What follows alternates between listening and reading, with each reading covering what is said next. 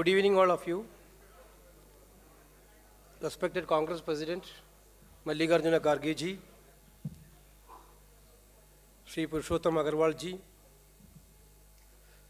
senior leaders, including the CWC members and other party senior Neda like D. Raja ji, MPs, esteemed guests, and members of the media. Today we all are gathered here to commemorate 133rd birth anniversary of Pandit Jawaharlal Nehru ji. I welcome all of you on this August function. I would like to welcome specially Honorable Congress President Mallikarjuna Kharge ji to this function. I welcome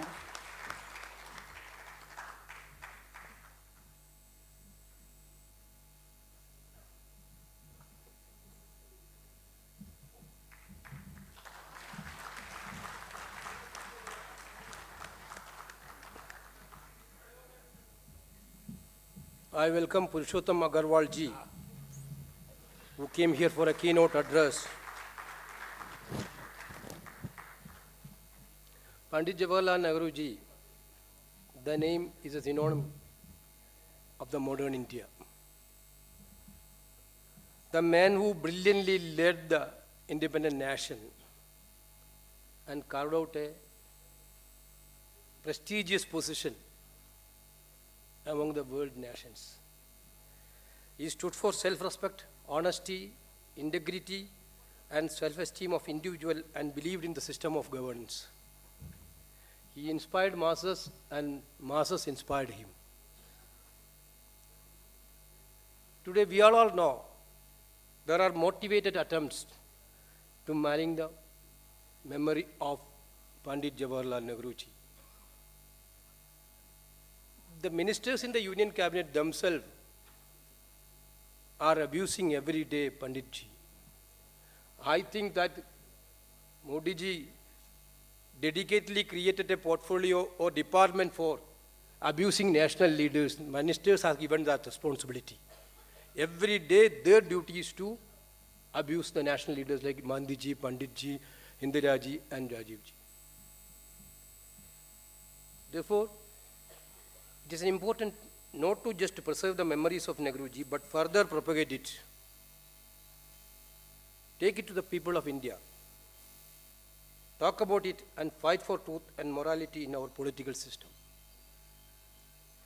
Today, the Nehru Memorial Lecture is a humble beginning in that area. Professor Agarwal is a leading intellectual of our times. He has taught in JNU and was a member of UPSC. He is known for his works on Indian culture, Sant Kabir and Pandit Jawaharlal Nehru. His recent book, Who is Bharat Mata, which is a collection of writings by Nehru ji on history, culture and idea of India, is a must-read book for every congressperson and every Indian who has faith in democratic idea of India. I am not taking much of your time. With these words, I would like to invite Purushottam Agarwal ji for his keynote address in this day.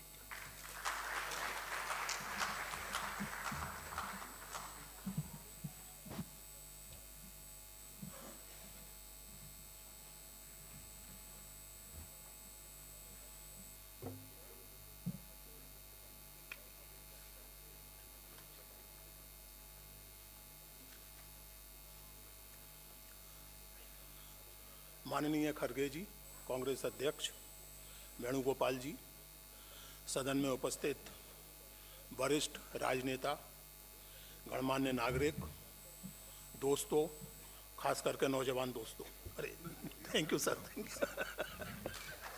You.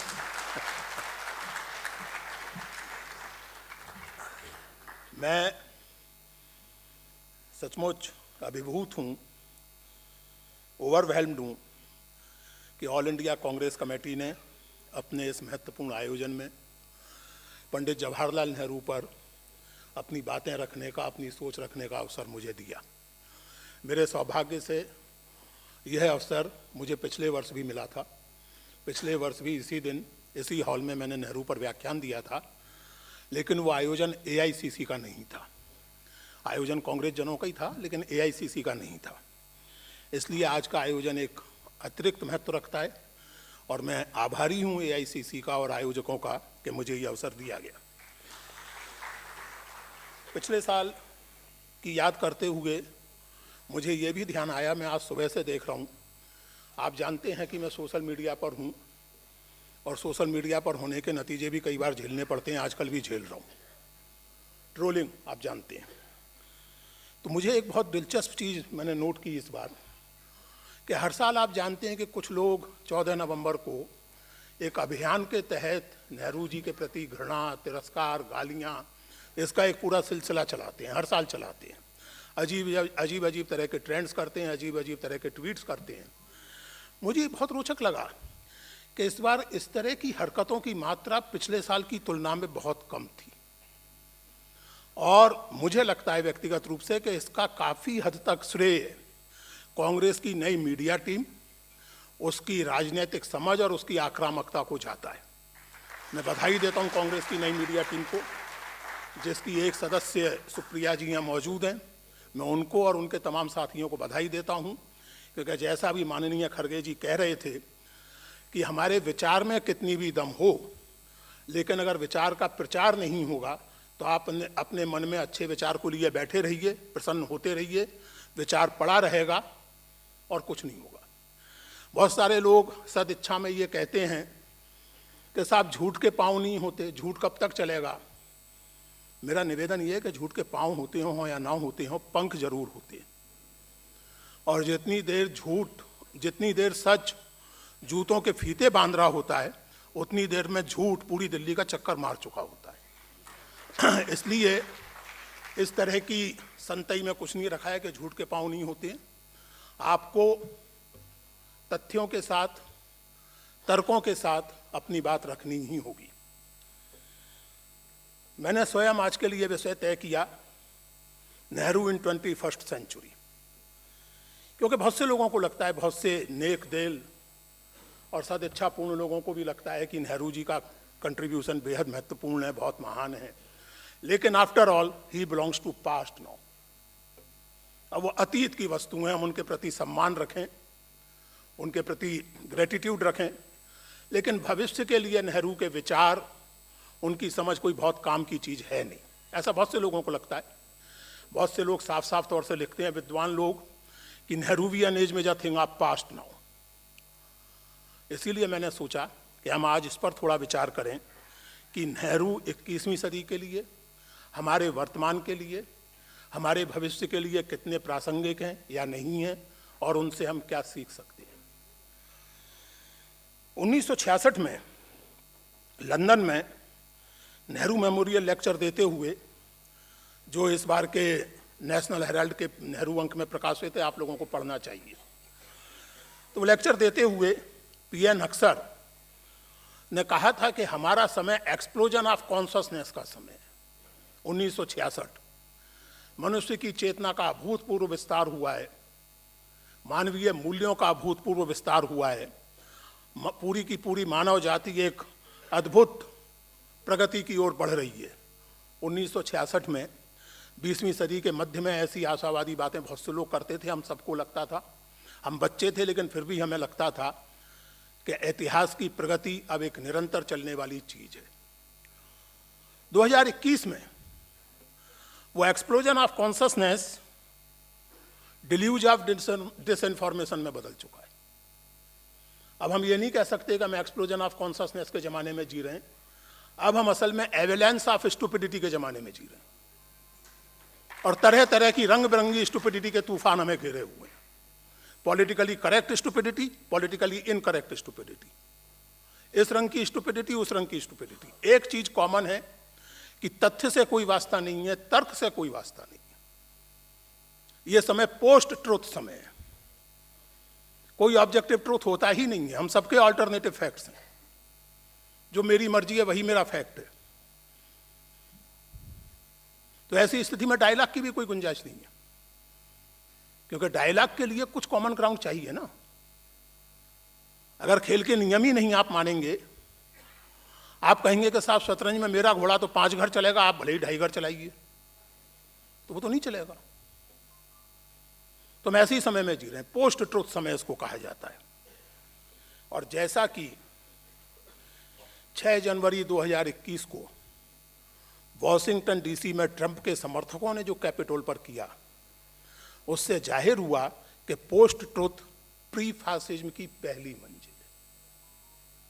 अगर आप post truth और इस तरह की तथ्य और सत्य की उपेक्षा को चैलेंज नहीं करते, तो आप समझें ना समझें, फासिज्म आपके दरवाजे पर दस्तक दे रहा है। और फासिज्म के मानी क्या होते हैं, मैं जब नौजवान था तब तो ये समझने के लिए किताबें पढ़नी पड़ती थी। आजकल सौभाग्य से ऑनलाइन बहुत कुछ उपलब्ध है, कूड़ा भी उपलब्ध है, अच्छी चीज़ें भी उपलब्ध हैं। तो सूप की तरह व्यवहार करना चाहिए, जैसे कबीर कह गए हैं कि सार सार को गहरे थोथा दे उड़ाए। तो ऑनलाइन जो कूड़ा है उसकी जगह कुछ चीज़ें देखिए, फिल्में देखिए, डॉक्यूमेंट्स देखिए, तो आपको मालूम पड़ेगा कि हिटलर शाही और फासिज्म का असली मानी क्या होता है। और जब वो किसी समाज में आता है तो शुरू उससे होता है जिससे आपको नफरत करवा दी गई है, लेकिन वो कब खुद आपके घर आ जाए इसका पता नहीं लगता। एक बहुत मार्मिक और मशहूर उपन्यास है अलोन इन बर्लिन, हांस फालादा का। वो उपन्यास हिटलर के जर्मनी में यहूदियों की पीड़ा के बारे में नहीं है, वो उपन्यास हिटलर के जर्मनी में जर्मनों की पीड़ा के बारे में। तो post truth is pre-fascism, and therefore we have to contest, we have to fight against this tendency of dismissing facts, dismissing argument, dismissing a search for objective truth. और इस तरह की लड़ाई के लिए, इस तरह के संघर्ष के लिए Nehru remains a perennial and constant source of inspiration. Not only inspiration but also of method. और इसलिए ये संयोग नहीं है कि फासिज्म का कोई भी संस्करण हो, फासिज्म के कोई भी समर्थक हो, नेहरू से सबको चिढ़ थी, है और रहेगी। जब इस्लाम के अंदर अहमदियों के साथ होने वाले दुर्व्यवहार पर नेहरू ने कुछ कड़ी टिप्पणी कर दी थी, तो अल्लामा इकबाल ने लिखा था कि पंडित को इस्लाम के बारे में कुछ नहीं आता जाता। उसी तरह जैसे उनके ज़माने के हिंदू राष्ट्रवादी कहते थे और आज तक कहते हैं, और दुर्भाग्य से उसमें बहुत सारे नेहरू के प्रशंसक भी स्वर मिलाते हैं कि नेहरू आदमी तो बहुत नेक थे, लेकिन भारतीय संस्कृति खास करके हिंदू परंपरा से उनका कोई खास लेना देना था नहीं।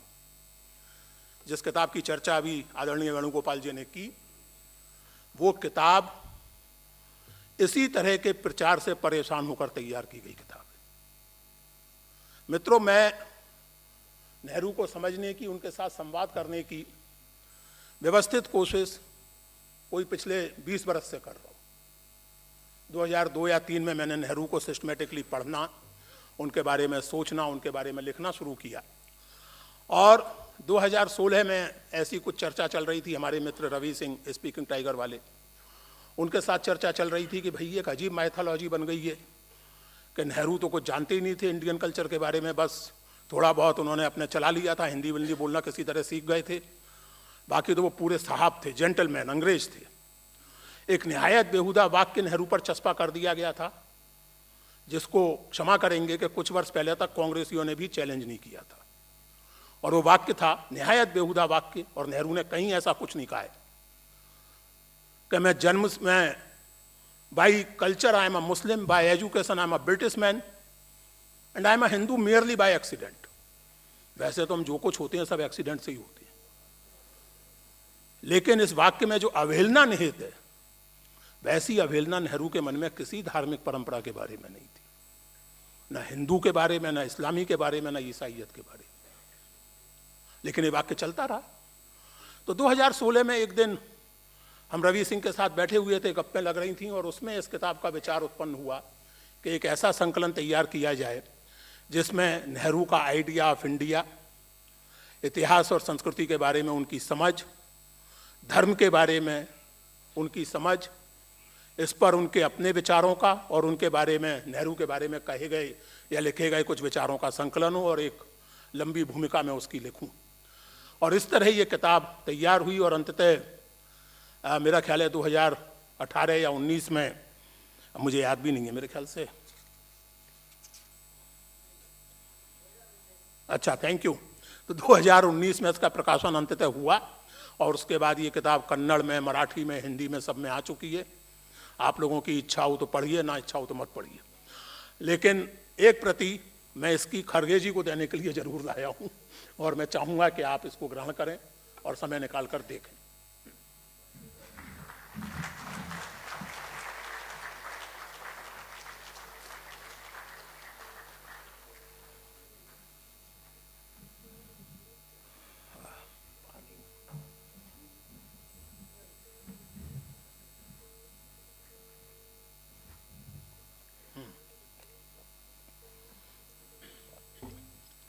इक्कीसवीं सदी में नेहरू के बारे में सोचते समय हमें एक सलाह याद रखनी चाहिए जो विनोबा भावे ने गांधी जी के प्रसंग में दी थी। विनोबा भावे ने कहा था कि हम गांधी जी के वेदिया ना बने। वेदिया यानी ऐसा पुरोहित जो देवता को वेदी पर प्रतिष्ठित करके उसकी पूजा करता है और फिर छुट्टी, पूजा कर दी, सुबह शाम पूजा कर दी, अपने माला आला चढ़ा दी और फिर भूल गए। तो विनोबा ने कहा कि हम गांधी के वेदिया ना बने, हम गांधी को ब्लाइंडली फॉलो ना करें, बल्कि कुछ इस तरह चलें कि गांधी जी ने एक विचार दिया, देखें वो हमारे समय में किस तरह उसको विकसित किया जा सकता है या नहीं किया जा सकता है। मैं निवेदन करूंगा कि ठीक यही रवैया हमें नेहरू के प्रति अपनाना चाहिए और इससे ज़्यादा महत्वपूर्ण बात ये कि नेहरू ने गांधी जी के प्रति ठीक यही रवैया अपनाया। नेहरू गांधी जी के वेदिया नहीं बने। नेहरू ने गांधी के एथिकल विजन को समझा, उसके मर्म को समझा और उसे अपने ढंग से पॉलिटिकल और इकोनॉमिक पॉलिसीज के जरिए, सोशल पॉलिसीज के जरिए लागू करने की कोशिश की। उस कोशिश में कुछ चूकें रही होंगी, कुछ चूकें समय की थी, कुछ उनकी अपनी रही होंगी। मिसाल के तौर पर औद्योगिकरण के सिलसिले में एनवायरनमेंट की चिंता उस समय नहीं की जाती थी ज़्यादा। इसका मतलब ये नहीं है कि आप आज औद्योगिकरण को रद्द कर दें या औद्योगिकरण की चिंता करते समय आप भी पर्यावरण की चिंता ना करें। ये सही तरीका नहीं होगा किसी से भी सीखने का। तो नेहरू ने गांधी जी के साथ वेदिया जैसा व्यवहार नहीं किया, बल्कि उनके विचारों को एक क्रिएटिव ढंग से इवॉल्व करने की कोशिश की। और इसी तरीके से, इसी अप्रोच से हमें नेहरू को एसेस करना चाहिए कि नेहरू का केवल हिस्टोरिकल सिग्निफिकेंस है या वो हमारे वर्तमान और भविष्य के लिए भी एक इम्पॉर्टेंट पॉइंटर देते हैं, एक ओरिएंटेशन देते हैं। नेहरू के बारे में बात करने से पहले इस बात को रेखांकित करना मैं जरूरी समझता हूं कि भारतीय स्वाधीनता संग्राम केवल पॉलिटिकल इंडिपेंडेंस का आंदोलन नहीं था, वो सोशल रिफॉर्म और कल्चरल रीजेनरेशन का भी आंदोलन था। उसमें नेशनलिज्म था, जिंगोइज्म नहीं था। उसमें अपनी उपलब्धियों पर गर्व था तो अपनी कमजोरियों पर पर्दा डालने की कोशिश नहीं थी। उसमें भारतीय समाज और परंपरा का निंदा करने का भाव नहीं था, लेकिन उसका ब्लाइंड ग्लोरिफिकेशन करने की भी जरूरत कॉन्फिडेंट लोग नहीं महसूस करते। जिन्हें अपने आप पर विश्वास होता है वो फालतू की हवाबाजी नहीं करते, जुमलेबाजी नहीं करते, वो तथ्यपरक बात करते हैं और अगर कोई कमी है तो मान लेते हैं। अब अगर मैं आपसे ये कहूं कि साहब मैं तो ऋतिक रोशन की तरह हैंडसम हूं, तो आप या तो हंसेंगे या मेरे ऊपर करुणा करेंगे कि अरे पागल है, दिमाग इसका ठीक नहीं है, यही करेंगे ना आप। तो वास्तविकता को फेस करना चाहिए, सीखना चाहिए मनुष्य को भी और समाज को भी। तो हमारे स्वाधीनता आंदोलन की सबसे बड़ी विशेषता ये थी। और इसी के साथ चूंकि वो स्वाधीनता आंदोलन अपने अंतर्राष्ट्रीय पहलुओं के प्रति बहुत सचेत था और सजग था, इसलिए the Indian freedom movement was also the beginning of the end of colonialism itself. और ये उसका यूनिक हिस्टोरिकल सिग्निफिकेंस है। और इसीलिए अमेरिका के अश्वेत नेता और लेखक डिबोई ने बहुत मार्के की बात कही थी और मैं उनको उद्धृत करना चाहूँगा। उन्होंने कहा कि भारतीय स्वाधीनता का महत्व ब्रिटेन में लोकतंत्र की स्थापना से अधिक है, यूनाइटेड स्टेट्स में दासता की समाप्ति होने से अधिक है और सोवियत क्रांति से अधिक है। आधुनिक इतिहास की, डिबोई के अनुसार आधुनिक इतिहास की सबसे महत्वपूर्ण तिथि है 15 अगस्त 1947, भारतीय स्वाधीनता की तिथि। अब इसे विडंबना ही कहा जा सकता है या भगवान का प्रकोप कहा जा सकता है कि अपने देश में ऐसी तिथि को लेकर के आजकल लोग तरह तरह की रंग बिरंगी बातें करते हैं और उसको लेकर के उन्हें ना कोई संकोच होता है ना लाज होती है, खैर उनकी वो जाने। लेकिन ये सही है कि भारतीय स्वाधीनता आंदोलन यूनिवर्सल ह्यूमन वैल्यूज को एक पॉपुलर पॉलिटिक्स में गूंथने की कोशिश थी और इसमें मैं स्वाधीनता आंदोलन की सभी प्रगतिशील आवाज़ों को शामिल कर रहा हूँ, चाहे वो कांग्रेस की आवाज़ें हों, चाहे वो कांग्रेस के भगत सिंह और अंबेडकर जैसे आलोचकों और विरोधियों की आवाज़ें हों। लेकिन ये बहुत स्पष्ट था कि इनमें से किसी के लिए भी स्वाधीनता का संबंध सामाजिक संबंधों की पुनर्रचना से था। सामाजिक संबंधों की पुनर्रचना के बिना स्वाधीनता ये उस समय का कोई समझदार व्यक्ति नहीं सोचता था, न मानता था। और इसीलिए इसी ओरिएंटेशन के कारण दादा धर्माधिकारी ने बहुत सही शब्द उस समय के इंडियन नेशनलिज्म को दिया था।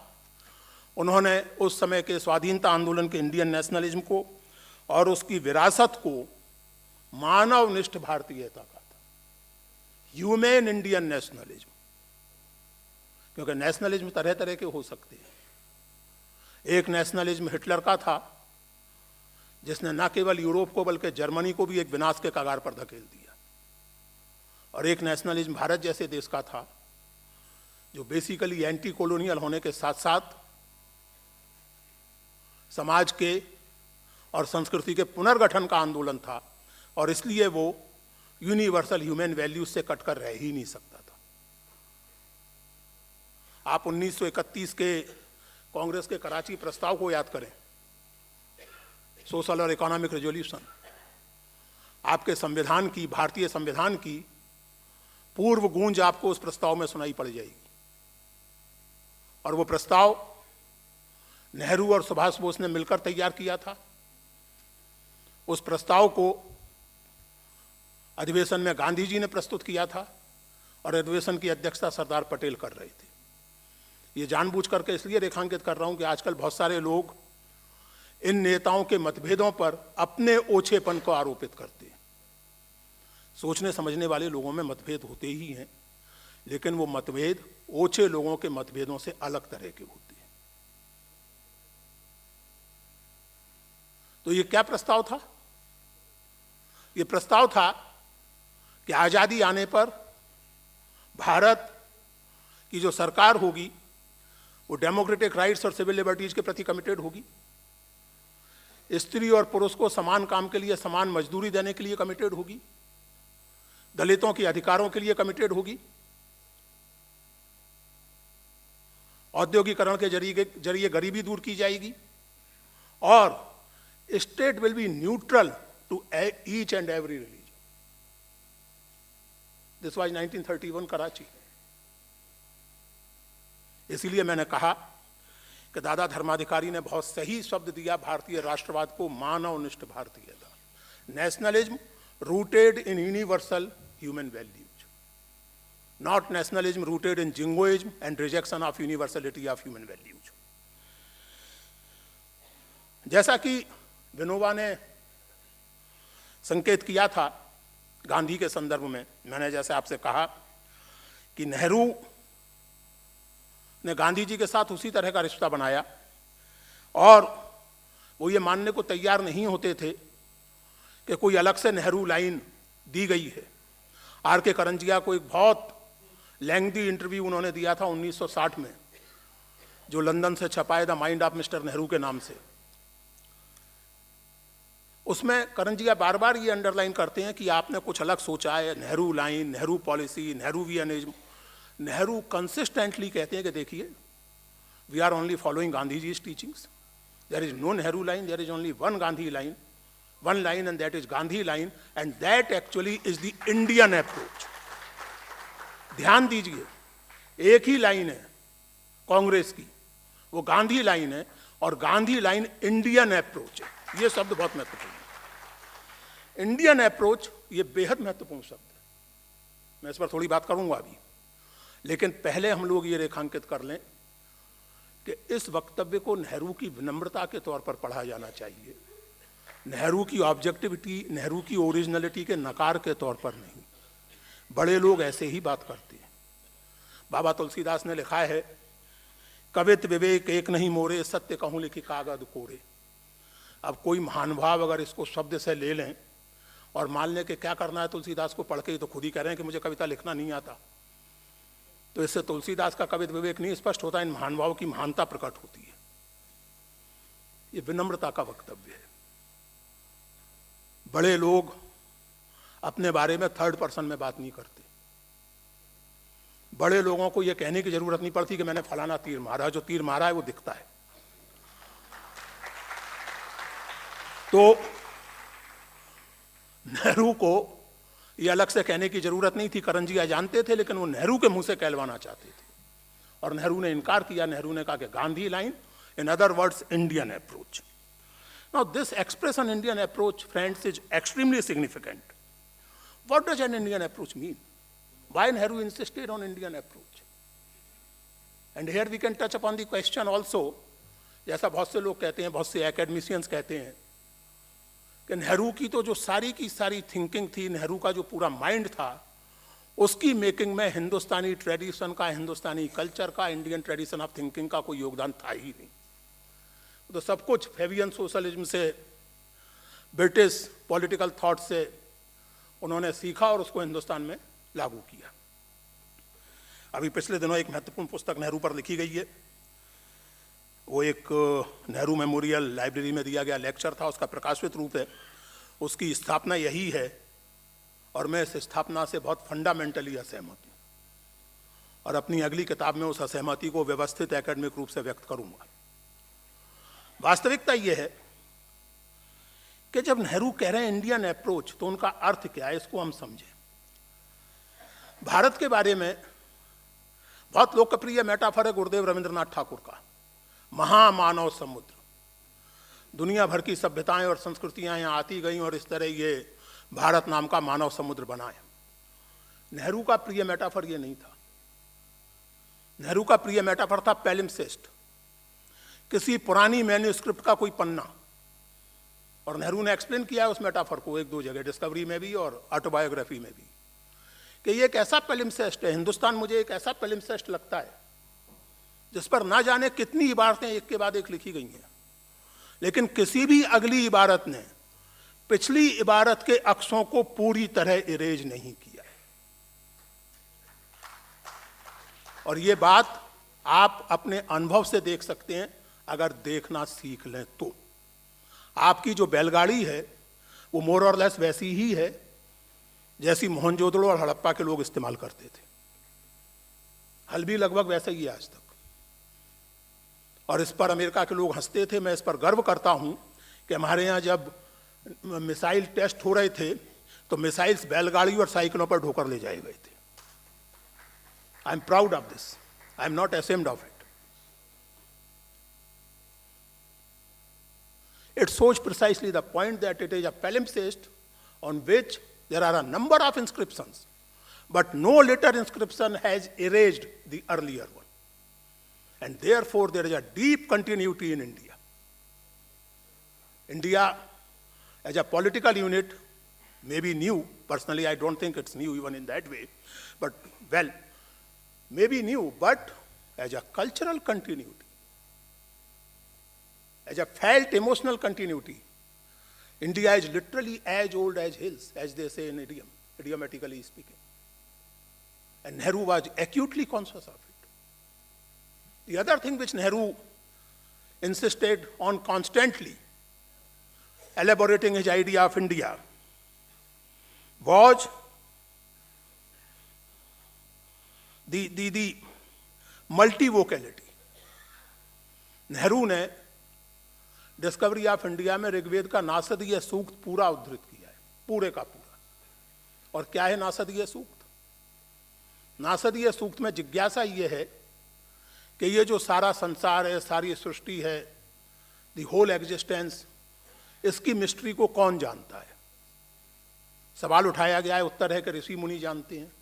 कहा नहीं, वो नहीं जानते। फिर अगला उत्तर है कि संभवतः देवता जानते हैं।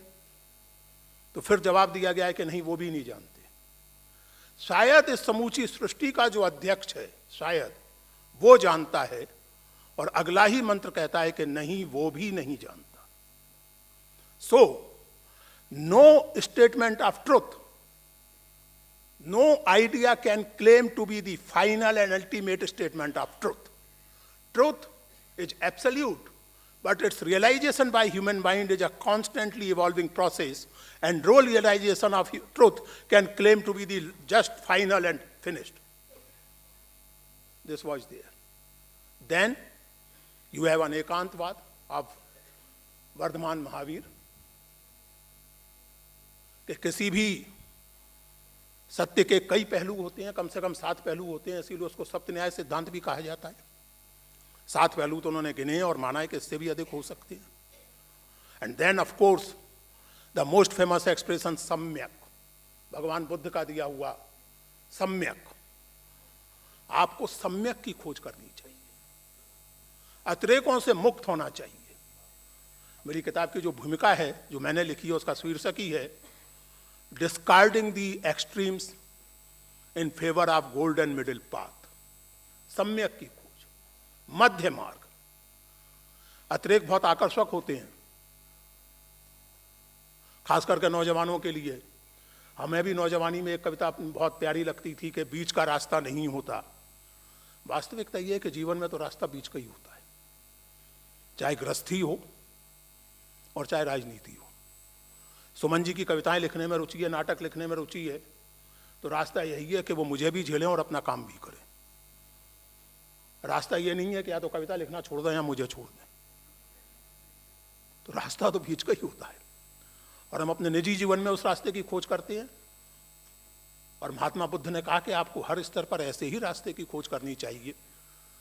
और जैसा कि नासदीय सूक्त ने याद दिलाया कि ये गलतफहमी किसी को नहीं होनी चाहिए कि उसने सत्य का अंतिम ज्ञान प्राप्त कर लिया है, क्योंकि सत्य का अंतिम ज्ञान तो स्वयं परमात्मा को भी संभवतः नहीं। और इसलिए दोस्तों, और आप इस बात पर ध्यान दें कि दिस कंटिन्यूज, ऐसा नहीं है कि हिंदुस्तानी सोच विचार का विकास जो है वो 4वीं-5वीं सदी तक हुआ, उसके बाद रुक गया। जैसे मध्यकाल कहते हैं, और जैसे मैं पर्सनली आरंभिक आधुनिक काल कहना पसंद करता हूँ, early modern period of India, उसमें आप देखें, फारसी देखें, वर्नाक्युलर देखें,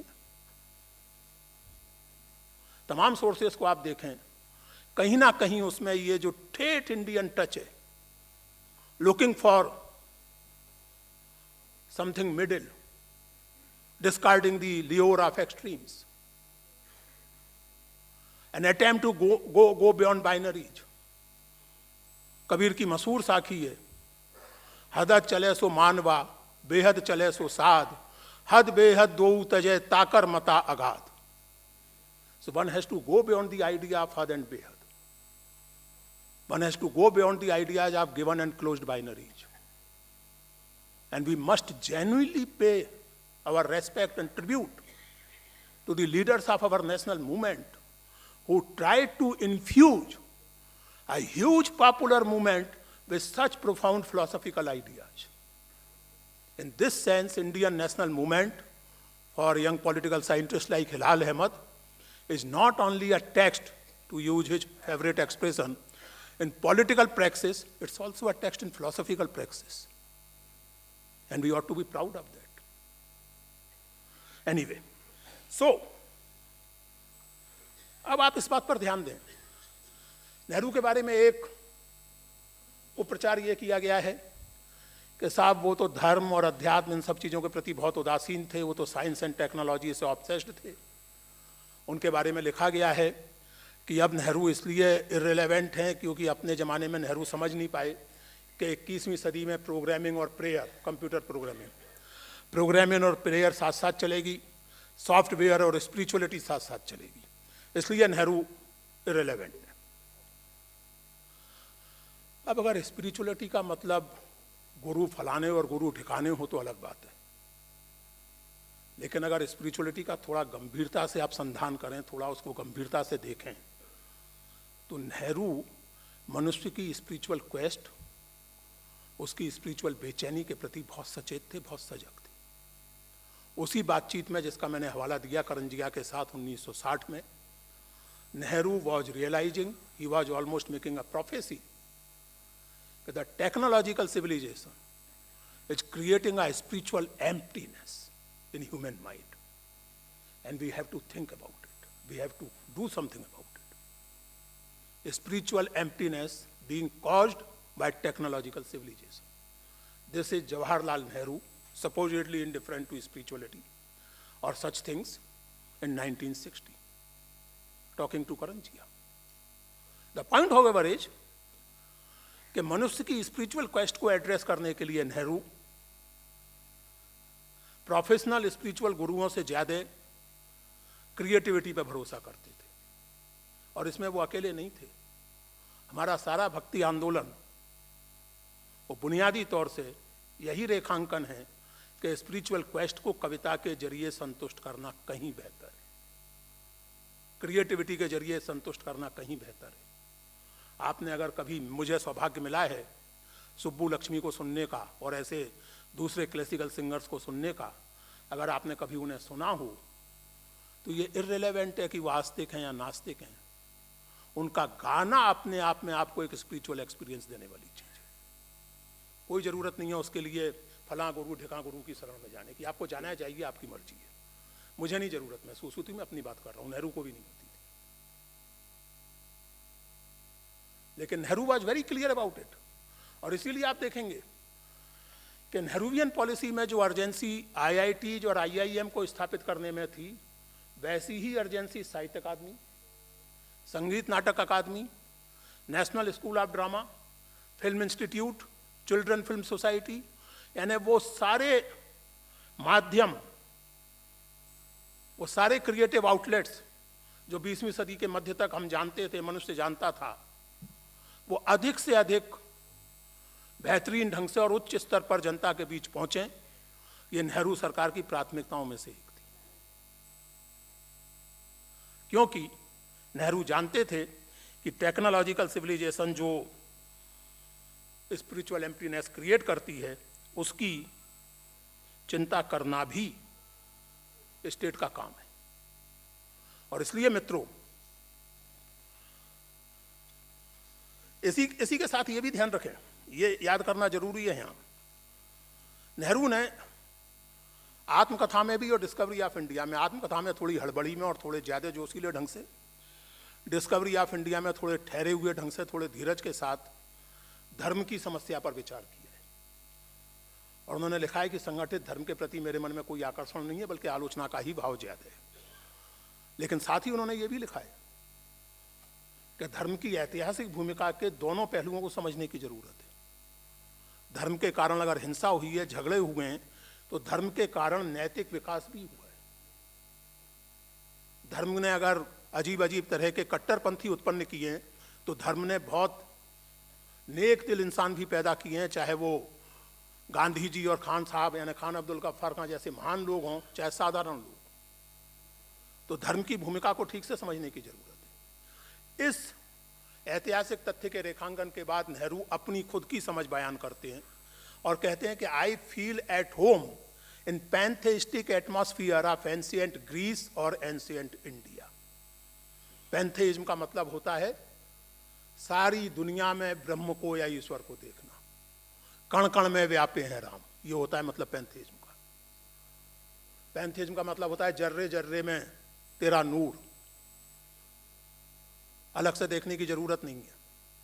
that is pantheism and Nehru felt at home with that. And also he said that again, which is typical humility, He says that I cannot claim to understand the intricacies of such things, but I feel attracted to the Advaita philosophy of Vedanta. जाहिर है नेहरू हमारी पीढ़ी के नेताओं जैसे नहीं थे जो ये कह दें कि शंकराचार्य के बाद अगर वेदांत कोई समझता है तो मैं ही समझता हूँ। वो ह्यूमिलिटी के साथ कहते हैं कि I do not understand much of it but I feel attracted towards it. But how much did he understand it? It becomes clear in those 4 or 5 pages which he has written about this in Discovery of India. इसलिए मित्रों, ये बहुत जरूरी है कि हम 21वीं सदी में नेहरू की बात करते समय नेहरू की मेकिंग में जो यूनिवर्सल ह्यूमन वैल्यूज और उसकी जो यूरोपियन ट्रेडिशन है, उसके साथ साथ हिंदुस्तानी ट्रेडिशन, जिसमें मैं वेद से लेकर के 15वीं 16वीं सदी तक के हिंदुस्तान को शामिल करता हूँ, जिसमें मैं बौद्ध, जैन, वैदिक, नास्तिक, चारवाक, इस्लाम, ईसाइयत सबको शामिल करता हूँ। This holistic Indian culture and tradition contributed immensely to the making of Nehru's mind. It was not merely rooted in Western philosophy and tradition. Those of you who care to read it, the entire preface written for this book argues precisely this, and with evidence. और इसलिए जहाँ तक philosophical level का सवाल है, तो इस समय दुनिया जिस तरह के एक्सट्रीमिज्म की ग्रिप में है, जिस तरह हर आदमी को, हर विचार को ये यकीन है कि अंतिम सच्चाई का ठेका तो उसी को दे दिया है परमात्मा ने, जिसमें वो एक नावल मैंने पढ़ा था कई वर्ष पहले, क्या 10 बहुत गड़बड़ हो गई है, टॉम लिलो या क्या नाम था लेखक का, उसका एक वाक्य मैं कभी नहीं भूल सकता। नावल का नाम भूल गया, लेखक का नाम भूल गया, लेकिन वो वाक्य मैं कभी नहीं भूल सकता। That in 20th century world, the novel was written before 9/11. It was written in 1988 or 89. And the novel says that in 20th century world, only he is taken seriously who is ready to kill for his ideas. आपका विचार तभी महत्वपूर्ण है जब आप उसके लिए हत्या करने को तैयार हो, और हत्या तभी उत्पन्न होती है जब आप ये मानते हो कि केवल आप ही का विचार सही है, आपसे जो असहमत है वो या तो एंटी नेशनल है, या एंटी हिंदू है, या एंटी इस्लाम है, या एंटी ह्यूमन है, blah blah blah. There is no scope of dialogue. And in this context, at this philosophical level, Nehru's approach, in other words, Indian approach, remains relevant and inspiring not only for us Indians but for the whole world. And it's not merely at the level of philosophy that I'm talking of continuing, even reinforced relevance of Nehru. It's at the level of more mundane, practical, political level also. लेकिन ये समझना जरूरी है कि नेहरू की नीतियां इसी Indian approach से प्रभावित थी। एक्सट्रीम्स को छोड़कर के सम्यक की खोज, मध्य मार्ग की खोज, हर एक से कुछ सीखते हुए अपना कुछ क्रिएटिव ढंग से करने की खोज। मैं चूंकि एक एकेडमिक हूँ, लेखक हूँ, इसलिए मैं जानता हूँ कि पूर्ण रूप से मौलिक कोई नहीं होता सिवाय पागलों के। केवल पागल ही टोटली ओरिजिनल होते हैं। बाकी हर मौलिक विचार दूसरे विचारों के साथ संवाद में ही विकसित होता है। पागलों की बात और है, उनके विचार की महिमा अलग है, और जिनको वो पसंद है वो पसंद हो, तो मैं क्या कर सकता हूं। लेकिन ये समझने की जरूरत है कि हर विचार से आप कुछ ग्रहण कर सकते हैं। इसका ये मतलब नहीं है कि आप केवल एक बर्तन है जिसमें लाके सब कुछ पटक दिया गया और बर्तन पर कोई असर नहीं है। आप एक एक्टिव मॉरल एजेंट हैं। आप भी अपने ढंग से सोचेंगे कि मेरे लिए क्या उपयुक्त है, क्या नहीं है, मेरे अपने पैमानों पर नैतिकता और सच्चाई के पैमानों पर क्या खरा उतरता है, क्या नहीं उतरता है। व्यक्तिगत तौर पर भी आप सोचेंगे और समाज के तौर पर भी सोचेंगे। और नेहरू जैसे लोगों ने यही करने की कोशिश की, और जिसके नतीजे के तौर पर मैं केवल 2 चीज़ों को टच करूंगा। वैसे बहुत सारी बातें की जा सकती हैं, लेकिन मैंने कहा था नासिर से कि प्रोफेसर हूँ तो 50 मिनट की क्लास तो होनी ही होनी है, और वो ऑलरेडी 50 मिनट से ऊपर हो चुके हैं, तो मैं समाप्त करना चाहता हूँ। और प्रोफेसरों की मजबूरी होती है, क्या कर सकते हैं।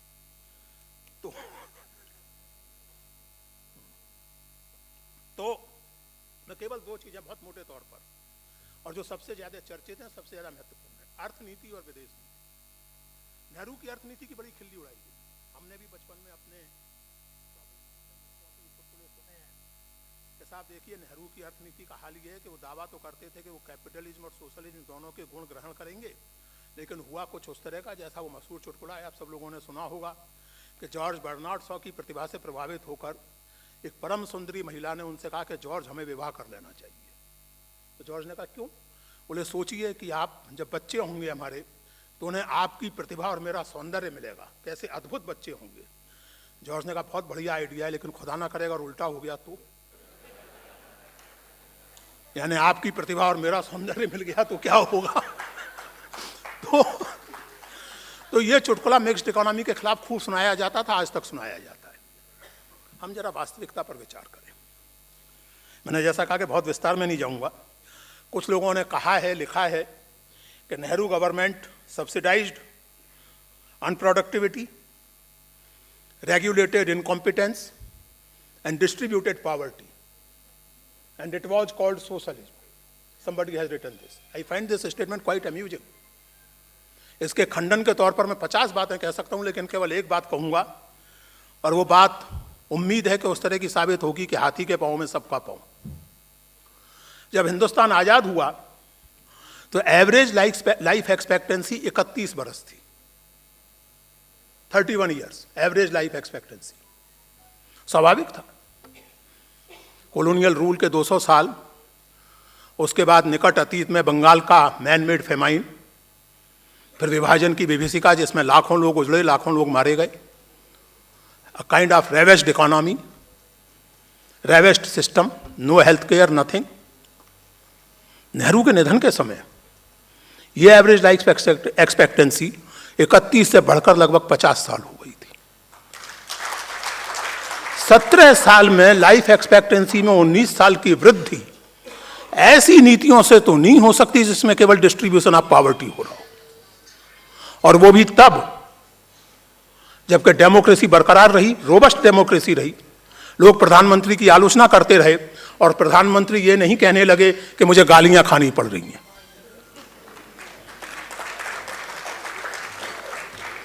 आलोचना करते रहे लोग और नीतियां चलती रहीं। लोग, आजकल के लोग, एक समस्या हमारे पूरे समाज के साथ, खास करके नई पीढ़ी के साथ ये है, और फिलॉसफिकली इसको कहें तो हमारा सारा सोच इस समय सिंक्रोनिक हो गया है। डायक्रनी, यानी यूँ कहिए कि जो समकालीन है वही दिखता है, इसके पीछे का इतिहास हम लोग आमतौर से देखने को राजी नहीं होते, और कोई दिखाने की कोशिश करे तो गरियाने लगते हैं उसे। चीन के साथ बहुत तुलना की जाती है, और खास करके रोचक बात है कि ये तुलना वो लोग करते हैं जिन्हें चीन के पॉलिटिकल सिस्टम में रहना पड़े तो 2 दिन में बाप बाप करते भागेंगे। They take their individual freedom for granted, but they praise China to the sky and in the same measure condemn Nehru and his successors. साहब देखिए चीन कहाँ पहुंच गया और हम कहाँ हैं। चीन के शहर देखिए, चीन का ये देखिए, वो देखिए। बड़ी सुविधा से लोग भूल जाते हैं कि ग्रेट लीप फॉरवर्ड के चक्कर में जो अकाल चीन में पड़ा था उसमें 30 लाख लोग मारे गए थे, और ये सूचना लोगों को अभी 10 साल पहले जाके मिली है। There was a complete ban and censorship on any kind of spread of news inside or outside China. Bharat में अकाल पड़ता था, बाढ़ आती थी, कोई भी दुर्दैव होता था, अखबारों में चर्चा होती थी, पार्लियामेंट में सरकार पर हमले होते थे, अखबारों में हमले होते थे, और सरकार को सफाई देनी पड़ती थी।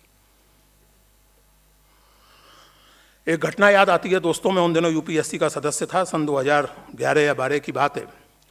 तो इंटरव्यू में एक नौजवान आया मेरे सामने और उसने एकदम से मनमोहन सिंह की या भारत सरकार की आर्थिक नीतियों की आलोचना और चीन का गुणगान शुरू किया। तो मुझे बहुत मजा आया सुन के, मैं उसको प्रोब करता रहा, वो कहता रहा। फिर मैंने उससे एकाएक कहा कि यार सुनो, जरा कल्पना करो कि इंटरव्यू बीजिंग में हो रहा है, तो जैसा इस तरह के बच्चों के साथ होता है, कोचिंग वोचिंग करके आते हैं, बढ़िया आसमानी रंग का सूट टाई पहनकर, सोचने की तकलीफ कम करते हैं, रटने का काम ज़्यादा करते हैं। बोले sir I didn't get your point. मैंने कहा आई टेल यू।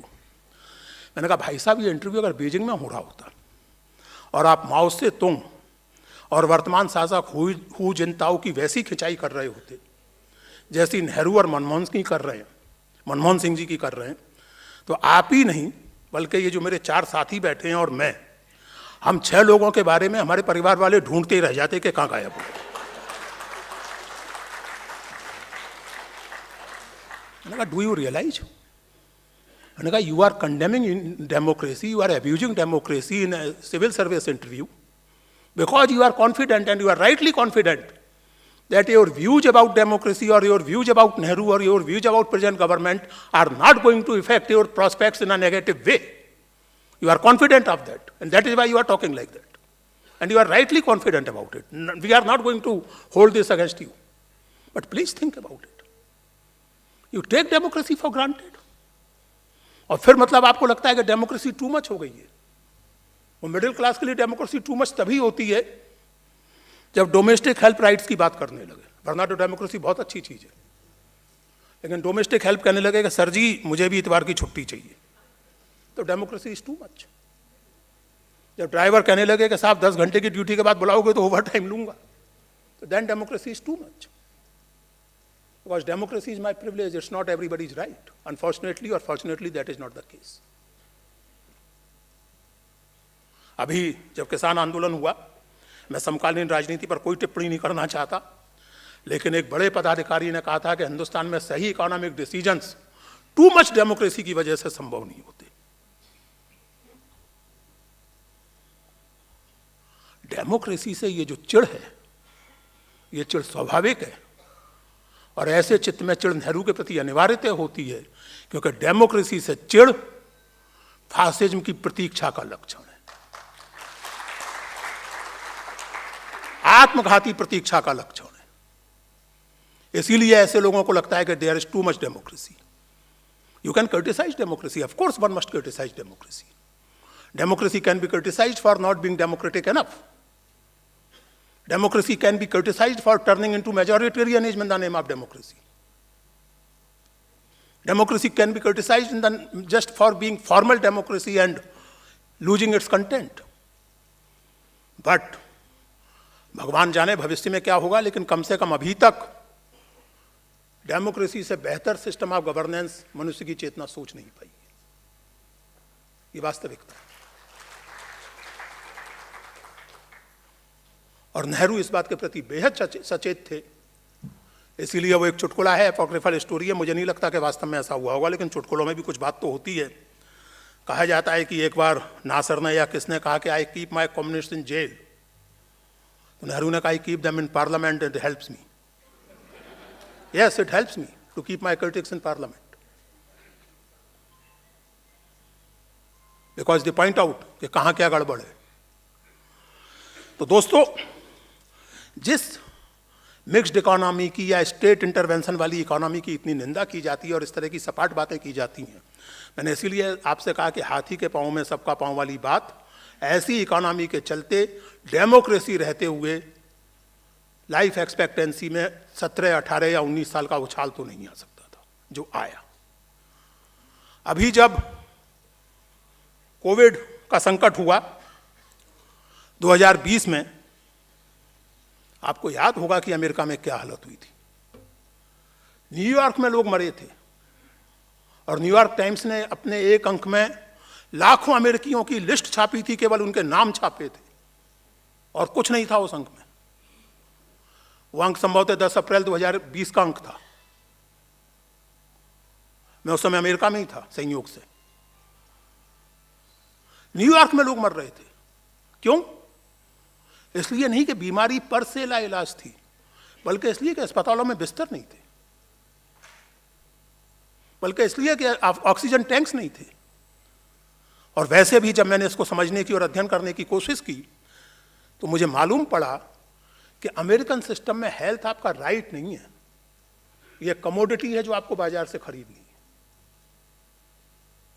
सरकार अधिक से अधिक इसमें आपकी कुछ मदद कर देगी, जो भारत जैसे देश में किया जाता है आयुष्मान के नाम से, या और हम सब बड़े खुश होते हैं, सरकारें घोषणा करती हैं कि 5 लाख तक का स्वास्थ्य बीमा, 10 लाख तक का स्वास्थ्य बीमा। मैं उन लोगों में से हूं जो आज भी ये मानते हैं कि सवाल स्वास्थ्य बीमा का नहीं है। बुनियादी तौर से रिलायबल और बेहतर स्वास्थ्य हासिल करना मेरे लिए कमोडिटी नहीं, मेरा डेमोक्रेटिक राइट है। –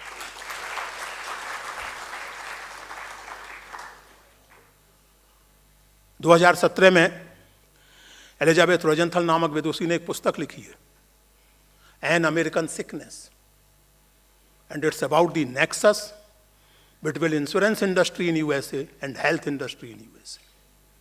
और उसमें उन्होंने उदाहरण देकर बताया, इंस्टांसेस कोट किए हैं कि आपको बीमारी है तो अस्पताल आपका बिल आपको नहीं देगा, वो आपकी इंश्योरेंस कंपनी को देगा, क्योंकि इंश्योरेंस कंपनी के साथ उसका कैसा तालमेल है इस पर निर्भर करेगा कि इंश्योरेंस कंपनी आपसे इलाज के 5 रुपए चार्ज करेगी या 50 रुपए। और एक ही बीमारी के लिए एक इंश्योरेंस कंपनी आपसे 5 रुपए चार्ज कर सकती है, दूसरी उसके लिए 50 रुपए चार्ज कर सकती है, क्योंकि यू आर जस्ट इंसिडेंटल। खेल तो इंश्योरेंस कंपनी और हेल्थ कंपनी के बीच में है। Therefore, she rightly titled her book, her study of this system, as American Sickness. And the limits of this American sickness came out painfully during the COVID. और तब हम लोग बात करते हैं कि वो अर्थनीति जिसमें हेल्थ और एजुकेशन, आजकल कुछ फ्रेजेज बड़े बड़े पॉपुलर हैं खास करके मिडिल क्लास के बीच में, जैसे एक फ्रेज है टैक्स पेयर्स मनी। साहब, टैक्स पेयर्स मनी ऐसे क्यों खर्च होता है? जैसे कि टैक्स केवल इनकम टैक्स होता हो, जैसे टैक्स केवल वही देते हैं जो अच्छी कमाई करते हैं। टैक्स वो भी देता है जो 50 पैसे की चाय पीता है दिन भर की मेहनत के बाद। It's not only the middle class income tax paying class which is tax payer, so he is also a stakeholder. That poor man, that poor woman is also a stakeholder in the system. एक phrase है बहुत, government has no business to be in the business. मैंने ये phrase पहली बार स्वर्गीय श्री अरुण जेटली के मुंह से एक टीवी डिबेट में सुना था और मुझे बहुत आनंद आया था सुनकर। मैंने कहा मैं आपसे पूरी तरह सहमत हूं, केवल एक निवेदन है। बोले कहिए। तो जो मैंने वहां कहा वही मैं यहां दोहराता हूं। मैंने कहा I agree, government has no business to be in the business, but government has every business to be in the business of health and education. And Nehruvian economy was motivated by this realization that there are certain activities which just cannot be left to the private sector. There has to be a state presence, there has to be a state intervention in certain activities of economy. बहुत बात की जा सकती है मित्रों, लेकिन जैसा मैंने आपसे कहा कि अगर दूसरी क्लास शुरू हो गई तो फिर 50 मिनट और, इसलिए अब वो नहीं होना चाहिए। बहुत संक्षेप में फॉरेन पॉलिसी के बारे में, उसमें भी ज्ञानी लोग कहते हैं कि साहब, एक सज्जन ने लिखा है कि the smartness lies in joining the winner. India should have joined USA in 50s itself. देखिए, एक अज्ञान के बड़े सुख होते हैं। Knowledge is quite a torturous thing, you know, it's bliss to be ignorant.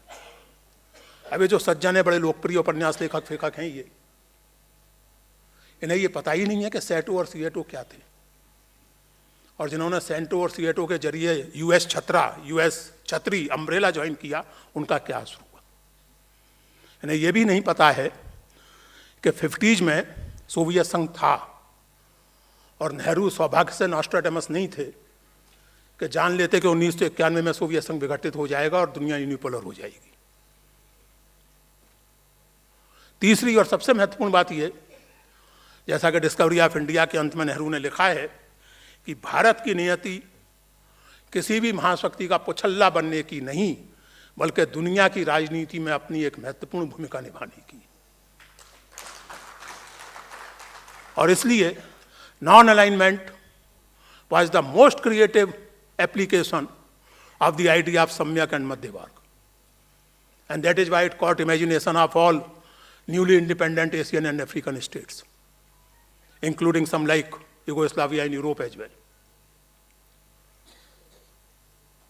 और उसके फायदे और नुकसान की अगर बात की जाए तो केवल इतना कहना काफ़ी है कि वाइजली एंड फॉर्चुनेटली, नेहरू की आलोचना लोग कितनी भी कर लें, गरिया उन्हें कितना भी लें, फॉरेन पॉलिसी में अभी तक आप अंततः सारते नेहरू लाइन पर ही चल रहे हैं, और इसके लिए आपका धन्यवाद और परमात्मा का धन्यवाद कि आप यूक्रेन और रूस के विवाद में एक सीमा के आगे नहीं बोल रहे। थोड़ी बहुत निंदा विंदा इधर उधर की कर देते हैं, लेकिन यूएन में एब्स्टेन कर जाते हैं। इसी में समझदारी है, नॉन अलाइनमेंट के इस्तेमाल में ही समझदारी है। और वैसे भी आज से नहीं बल्कि कई सालों से ये Nehruvian understanding of world affairs का ही एक एक्सटेंशन है कि भारत दूसरी बड़ी और इमर्जिंग इकोनॉमीज के साथ मिलकर एक अलग इकोनॉमिक एक्सेस क्रिएट करने की प्रोसेस का हिस्सा है। Brazil, south Africa, Russia, China, क्योंकि यूनिपोलर वर्ल्ड किसी के हित में नहीं है। सच ये है कि स्वयं अमेरिकन नागरिक के हित में। और इसलिए मैंने जैसे आपसे कहा कि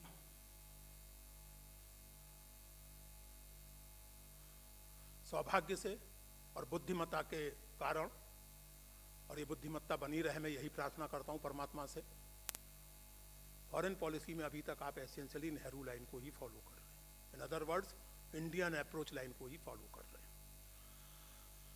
मेरे एक मित्र ने आते आते मुझे संदेश भेजा कि आपको चीन और कश्मीर को लेकर नेहरू की जो निंदा की जाती है उस पर ज़रूर कहना चाहिए। मैंने अपनी पुस्तक में बहुत विस्तार से लिखा है, और वैसे भी इस पर सौभाग्य से इस समय कांग्रेस के लोगों के अलावा भी बहुत सारे लोग जो फॉर्मली कांग्रेसी नहीं है, जैसे कि मैं कांग्रेस का सदस्य नहीं हूँ, नेहरू का प्रशंसक हूँ, कांग्रेस का सदस्य नहीं हूँ, तो ऐसे बहुत सारे लोग चीन और कश्मीर के सवाल पर जो वास्तविकता है वो जनता के सामने रखने की कोशिश कर रहे हैं। बहुत सारे मित्र हैं हमारे, आशुतोष बैठे हैं, प्रशांत टंडन बैठे हैं, मीडिया के ऐसे बहुत से लोग हैं, विनोद जी बैठे हैं, जो इस तरह का काम कर रहे हैं और ये बातें लोगों के सामने आ रही हैं। लेकिन चूंकि मुझे कहा गया, और ख़ास करके वो जो एक लेख लिखा गया पिछले दिनों माननीय कानून राज्य मंत्री द्वारा, मेरा केवल इतना निवेदन है कि जो जुलाई में भेजा गया था महाराजा हरि सिंह द्वारा, वो विलय का प्रस्ताव नहीं था, वो स्टैंड स्टिल का प्रस्ताव था। और स्टैंड स्टिल का प्रस्ताव उन्होंने भारत को भी भेजा था और पाकिस्तान ने उसे तुरंत स्वीकार कर लिया था। भारत ने नहीं किया, और बहुत अच्छा किया कि नहीं किया। आप कल्पना कीजिए कि स्टैंड स्टिल का प्रस्ताव भारत ने स्वीकार कर लिया होता, कल्पना कीजिए जुलाई में। फिर अक्टूबर में जो हुआ तथाकथित कबायली हमला, जो वास्तव में पाकिस्तानी हमला था, वो कश्मीर पर होता, और उस समय भारत अगर हस्तक्षेप करता तो अंतर्राष्ट्रीय कानून में स्थिति ये बनती कि दो देशों के बीच का, यानी कश्मीर और पाकिस्तान के बीच का झगड़ा है, भारत बीच में हस्तक्षेप क्यों कर रहा है, भारत की लोकस स्टैंड आई क्या है। मैं आशा करता हूं कि कानून राज्य मंत्री जी को अंतर्राष्ट्रीय कानून का इतना ज्ञान तो होना चाहिए। नेहरू को ट्रोल करने के चक्कर में स्टैंड स्टिल और विलय पत्र का अंतर आप भुला दें, ये कोई अच्छी बात नहीं है। दूसरी बात ये कि नेहरू की कश्मीर पॉलिसी नेहरू की पॉलिसी नहीं थी, वो नेहरू गवर्नमेंट की पॉलिसी थी। और उस कैबिनेट में जो मंत्री थे उनकी हैसियत प्रधानमंत्री के सामने वैसी नहीं थी जैसे आजकल के मंत्रियों की है। उसमें सरदार वल्लभ भाई पटेल मंत्री थे, उसमें डॉक्टर भीमराव अंबेडकर मंत्री थे, उसमें आदरणीय स्वयं श्री श्यामा प्रसाद मुखर्जी मंत्री थे। किसी ने इस्तीफा नहीं दिया। ये डेमोक्रेटिक प्रोसेस की एस्टेब्लिश्ड चीज है। जानते हैं लोग कि अगर प्रधानमंत्री के किसी फैसले से आप बहुत असंतुष्ट हो तो आप इस्तीफा दे देते हैं। 1969 में बैंकों का राष्ट्रीयकरण प्रधानमंत्री ने किया, तत्कालीन उप प्रधानमंत्री और वित्त मंत्री श्री मोरारजी देसाई ने इस्तीफा दे दिया। सन 2002 में मोरारजी देसाई के कैबिनेट से अटल बिहारी वाजपेयी के कैबिनेट से रामविलास पासवान ने इस्तीफा दे दिया। क्यों दे दिया वो आप लोग जानते हैं, मुझे बताने की जरूरत नहीं है, लेकिन दे दिया। तो मुखर्जी भी दे देते इस्तीफा अगर इतनी खराब थी वो नीति तो। श्यामा प्रसाद पटेल को और अंबेडकर को तो देने की जरूरत नहीं थी, क्योंकि उनके हिसाब से वो नीति उतनी खराब नहीं थी। बल्कि धारा 370 तो संविधान में पटेल ने पायलट की थी, नेहरू तो उस दिन देश में थे ही नहीं। और पटेल एनसीओड के इस पर ज्यादा बहस मुबाहिसा ना हो, चुपचाप पास हो जाए। धारा 35 से हरि सिंह के खुद के आग्रह पर लाई गई थी। इन चीजों की, बुनियादी चीजों की, देखिए मेरा हमेशा ये कहना है, मैं ये मानता हूं पर्सनली कि कोई आलोचना के परे नहीं है। मैं उस भक्ति परंपरा का विद्यार्थी हूं जिसमें राम के भक्त राम की और कृष्ण के भक्त कृष्ण की आलोचना करने से नहीं चूकते। हम तो भगवान की आलोचना करने से नहीं चूकते, तो नेहरू या किसी भी अन्य नेता की आलोचना करने से क्यों चूकेंगे? और नेहरू और उनके मेरे जैसे एडमायरर्स इतने कॉन्फिडेंट हैं कि आलोचना को बहुत सहज रूप से ग्रहण कर सकते हैं, जहाँ सही होगी उसे मान सकते हैं और जहाँ हमें गलत लगे हम उस पर डिबेट कर सकते हैं। लेकिन आलोचना के लिए डिस्टॉर्शंस मत कीजिए, हिस्टोरियन रहिए, डिस्टोरियन मत बनिए। आलोचना को गाली गलौज के स्तर पर मत लाइए, उससे नेहरू का कुछ नहीं बिगड़ेगा, केवल आपके संस्कार दिखेंगे। वो मशहूर किस्सा है कि गांधी जी जा रहे थे जहाज में, तो किसी ने, अंग्रेज ने उनको 150 गालियां कागजों पर लिख के दे दी और एक आलपिन लगा के। तो गांधी जी ने वो कागज ले ली और रख ली अपने खीसे में। अगले दिन उस अंग्रेज ने पूछा, did you see what I have given you? तो गांधी ने कहा, देखा और मेरे काम की जो चीज थी वो मैंने रख ली। बोले क्या रखा? बोले ये आलपिन रख ली मैंने, बाकी वो गालियां लिखा हुआ कागज फेंक दिया फाड़ के, आलपिन काम की थी, रख ली। तो गालियां देने से मेरा या नेहरू का या इसका उसका किसी का कुछ नहीं बिगड़ता, गाली देने वाले का संस्कार मालूम पड़ता है। तो डिबेट जरूर करें, और डिबेट में कोई दिक्कत नहीं है, लेकिन नेहरू की नीतियों का मूल्यांकन आप इस आधार पर करें कि वो नेशनल इंटरेस्ट में थी या नहीं, उस आम आदमी, उस उत्पीड़ित जनता के हित में थी या नहीं जिसको नेहरू भारत माता कहते थे। मेरी किताब हुई भारत माता का शीर्षक डिस्कवरी ऑफ इंडिया के एक सब चैप्टर से ही लिया गया है। उसका सब चैप्टर का शीर्षक है हुई भारत माता। और नेहरू उसमें याद करते हैं कि जब भारत माता की जय का नारा लगता है कांग्रेस के जलसों में, तो मैं लोगों से पूछता हूं कि क्या है भारत माता जिसकी आप जय का नारा लगाती है? तो तरह तरह की बातें लोग करते हैं, और तब मैं उनसे कहता हूं कि हाँ, ये सारा भौगोलिक विस्तार, ये सारी नदियां, ये सारे पहाड़, ये सब भारत माता हैं, लेकिन सबसे ऊपर भारत माता हैं आप हिंदुस्तान के लोग।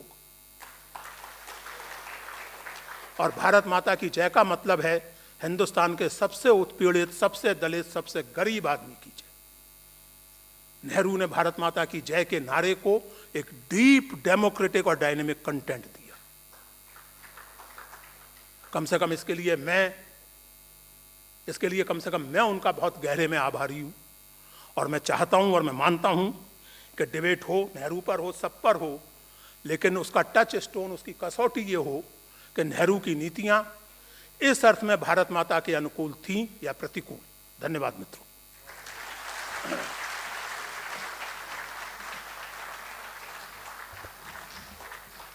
Thank you, Purushottam Agarwal ji, for your inspiring speech. Now, our Honorable Congress President always stood for Nehruvian economic policies, even in inside party forums also, when deliberations happened. We know that Khargeji's view is very strong on economical policies and foreign policies like everything. That is why our president is very keen on having this type of seminar with proudly I am requesting Honorable Congress President for his address.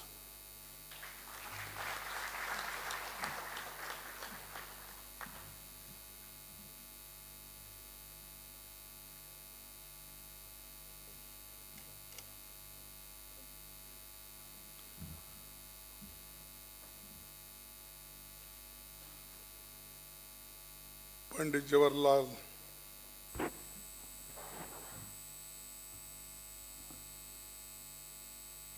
Jawaharlal Nehru ji की 133वीं जयंती का आज professor पुरुषोत्तम अग्रवाल बहुत detail से अपनी बात को रखें और श्री वेणुगोपाल जी इसका आयोजन भी किए हैं। लेकिन जब प्रोफेसर बोलते हैं तो स्टूडेंट सुनते हैं,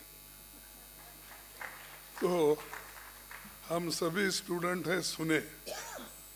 फिर अब स्टूडेंट भी कुछ बात करना चाहता है कि उनके भी कुछ सवाल है, लेकिन जो बात आपने हमारे सामने रखी है, बहुत से चीज़ें तो यहाँ पर बहुत से विद्वान बैठे हैं, वो जानते भी हैं, लेकिन उसका रिलेवेंस क्या है आज के दिन और किस तरीके से हम लोगों को चलना चाहिए, देश को बचाना चाहिए, बहुत डीपली आप स्टडी करके हमारे सामने रखे। मैं ज़्यादा वक्त नहीं लेता कि बहुत सी बातें आपने तो कही है, लेकिन मैं एक कांग्रेस पार्टी के अध्यक्ष के नाते मैं अपना पॉलिटिकली कुछ विषय आपके सामने रखना चाहता हूँ। आपने एक प्रोफेसर के नाते जो कुछ सिलेबस था ठीक ढंग से आपने रखा, लेकिन मैं एक विद्यार्थी के नाते अपने जो विचार है वो भी आपके सामने थोड़े मिनट में रखूंगा और मैं मेरे भाषण को समाप्त करूंगा। आधुनिक भारत के निर्माता, विश्व के महान नायक और स्वाधीनता सेनानी पंडित जवाहरलाल नेहरू जी, उनकी ये जयंती आज हम मना रहे हैं। इसके तहत कांग्रेस पार्टी ने नेहरू मेमोरियल लेक्चर में खासकर पहले 3 मूर्ति में किया जाता था, वहाँ पर ये विचार रखने के लिए एक मौका था और लोग, जैसा आज प्रोफेसर अग्रवाला जी ने अपना बात को रखी थी, वैसे सालों से वहाँ पर रखते आए। लेकिन आज की सरकार वहाँ पर उनके मेमोरियल के बारे में हो या उनके विचार को रखने के लिए वो जगह भी नहीं दे रही। बात तो सुनने की छोड़िए, विचार तो सुनने का छोड़िए, कम से कम जगह भी नहीं दे रहे अपने विचार रखने के लिए। और ये क्यों ऐसा हो रहा है कि आज का जो माहौल है और आज की जो सरकार है, ये तो डेमोक्रेटिक सरकार नहीं है, क्योंकि हर बात को तो डेमोक्रेसी की बात करते हैं, लेकिन उस विचारधारा पे नहीं चलते, ये मुश्किल है। और कहीं भी जाने दो, एक कॉमन डायलॉग है उनका, भाइयों और बहनों, 70 साल में आपने क्या किया, ये कॉमन है। आप कहीं भी जाओ, इलेक्शन में जाओ, सेमिनार में जाओ और किसी उनके पार्लियामेंट में, कहीं भी, क्योंकि मैं भी 7-8 साल उनका सुन के ऐसा हो गया, कभी मेरे को भी ऐसा होता है, भाइयों और बहनों बोलने की आदत आती है। तो ये सिर्फ भाइयों और बहनों कहने की बात नहीं है। अरे भाई, तुमने इस देश के लिए क्या किया वो बताइए, और हमने क्या नहीं किया वो भी बताइए, हम उसका उत्तर देंगे। अब जैसा कि लाइफ एक्सपेक्टेंसी का बात उन्होंने किया, अब लिटरेसी प्रोग्राम की बात करो, जब आज़ादी के पहले क्या परसेंटेज था, आज कितना है। इकोनॉमी की बात करो, पहले कितने डॉक्टर्स थे, आज कितने डॉक्टर्स है, उसकी बात करो। पहले कितने इंजीनियर्स थे, आज कितने इंजीनियर्स से बात करो। पहले कितने इरिगेशन प्रोजेक्ट्स, कितने एकड़ को पानी मिलता था, कितने एकड़ में लोग किसान पानी लेते थे, उसकी बात करो। एक डैम तो नहीं बनाया, अब जो भाखरा नंगल डैम, हीराकोड, कृष्णा, नागार्जुन, ये सब कुछ बने कांग्रेस के जमाने में, और पंडित जवाहरलाल नेहरू जी के दूरदृष्टि से बने।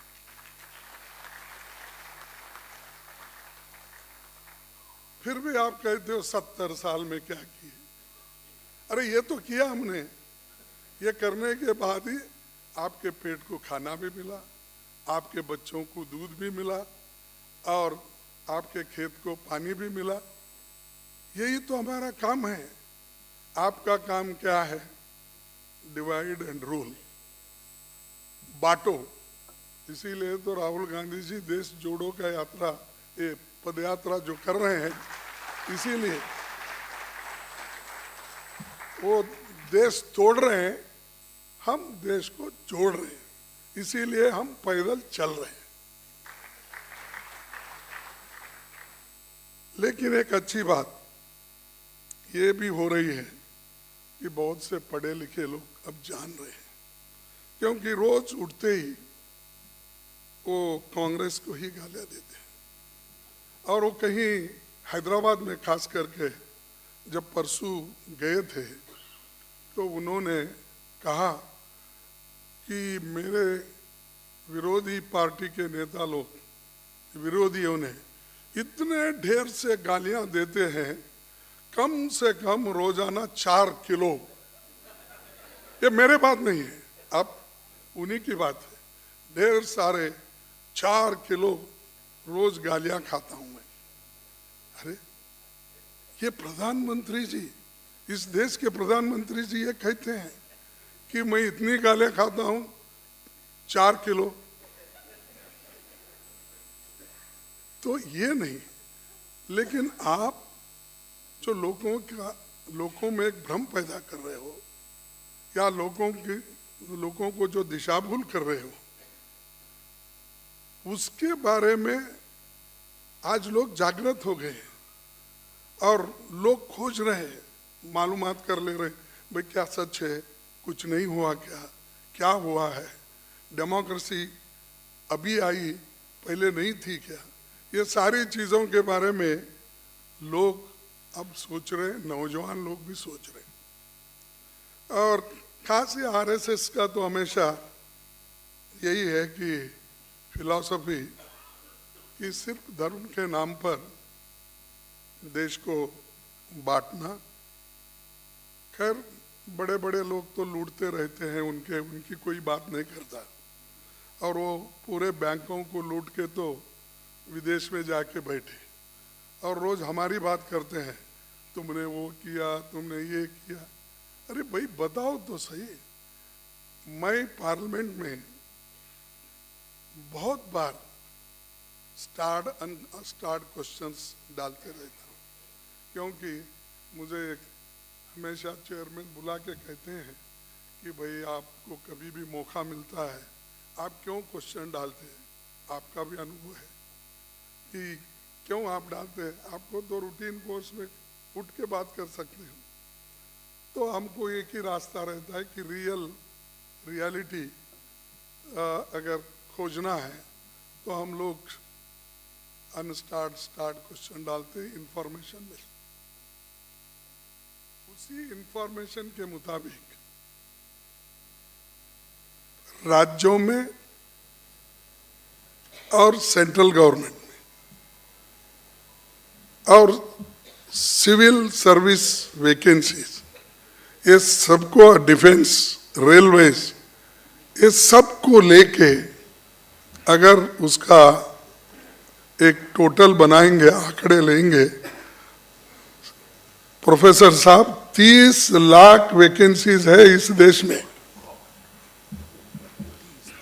मैं एक जगह की नहीं, सेंट्रल गवर्नमेंट से लेकर एडेड इंस्टीट्यूशंस को जो एड देते हैं और जो स्कूल से, इस सब का वैकेंसी का आंकड़ा हमने लिया, 30 लाख वैकेंसीज है।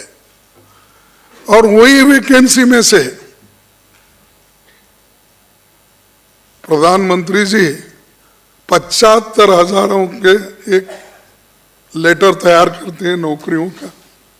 अरे 30 लाख तो नौकरियां हैं, उसमें 75,000 लोगों को आप अपॉइंटमेंट ऑर्डर दे रहे हैं। आपके जो अब 8 साल में 16 करोड़ नौकरियां कहां गए, वो कहीं दिख रहे नहीं। तो ऐसा झूठ पे झूठ, झूठ पे झूठ वो बोलते जा रहे हैं। और उसके अलावा भी इस गवर्नमेंट का और एक है कि हमारे में ही एक कांग्रेस के नेताओं में भी उसमें या तो इसको उसकी तारीफ करना, इसको कमजोर करना, किसी और को कुछ कहना, ये हमेशा वो करते हैं। और जो उनके दिल में आता है तो उस वक्त एक विषय पर छोड़ देते हैं। कभी बोस जी को कांग्रेस ने निगलेक्ट किया, कभी ये कहते हैं पंडित सरदार वल्लभ भाई पटेल जी को इन्होंने निगलेक्ट किया, कभी ये भी कहते हैं ये तो लोग गांधी जी को मानते ही नहीं। तो ये सारी चीजें वो कहते हुए, बोलते हुए अब तक आए हैं और आगे भी वो बोलते रहेंगे।